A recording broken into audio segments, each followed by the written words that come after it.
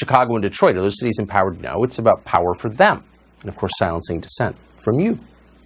Speaking of Chicago, Democrats have the same goal, and they don't care about the consequences. 21 people were shot in that city just this weekend. 21. The city's mayor, Lori Lightfoot, doesn't seem that upset about it. Her priorities are different. She wants to suspend all cooperation with federal immigration authorities, and anyone who disagrees with her, obviously, is a bigot.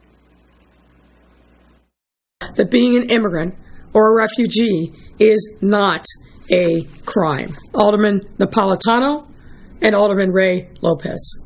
I just have to say, shame on you. Spirited debate, which is at the heart of our democracy, is not the same as using racist tropes and xenophobic rhetoric to promote yourself on the backs of others and demonize them.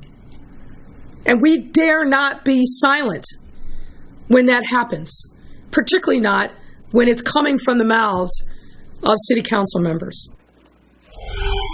Why is it the dumbest people are always the most self-righteous? We asked the mayor to come on tonight to explain that phenomenon.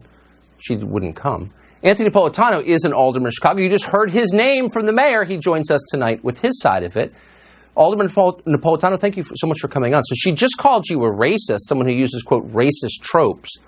What was she talking about?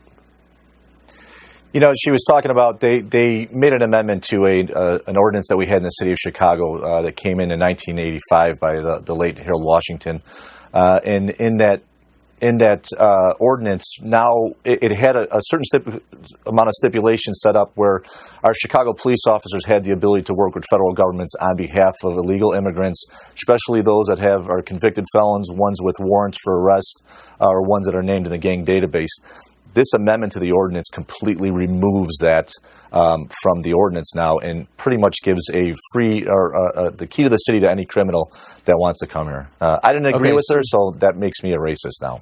So she's undoing the misdeeds of that famous racist black mayor, Harold Washington. She's obviously a civil rights hero for doing that. What effect would this have on the city of Chicago, do you think, if she gets it through? Well, the effect is going to be catastrophic. I mean, if you look at the last 13 months, we've had over 4,300 people shot, over 800 homicides. And this month alone, in January alone, we had over 200 carjackings. Now you are inviting people that are pretty much have amnesty from any type of criminal prosecution in the city of Chicago to come to Chicago and find a harbor, a safe haven, I should put it, of protection, because our Chicago police officers can't help anyone federally now, and this is wrong. And for me to be called a racist because I stood up against this for what's right.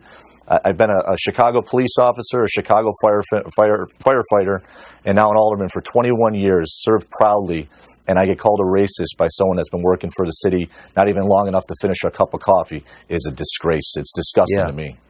Someone who's presiding over that many murders is lecturing you. People are fleeing that city, one of the best cities that we have, and they're running away, and this is her response to it. It's just the saddest thing I've seen. I'd like to see the census do the census in a year from now and see what our numbers are. It's shocking, and everyone should be upset about it, regardless of party, I think. Anthony Napolitano, I appreciate your coming on tonight. Thank you.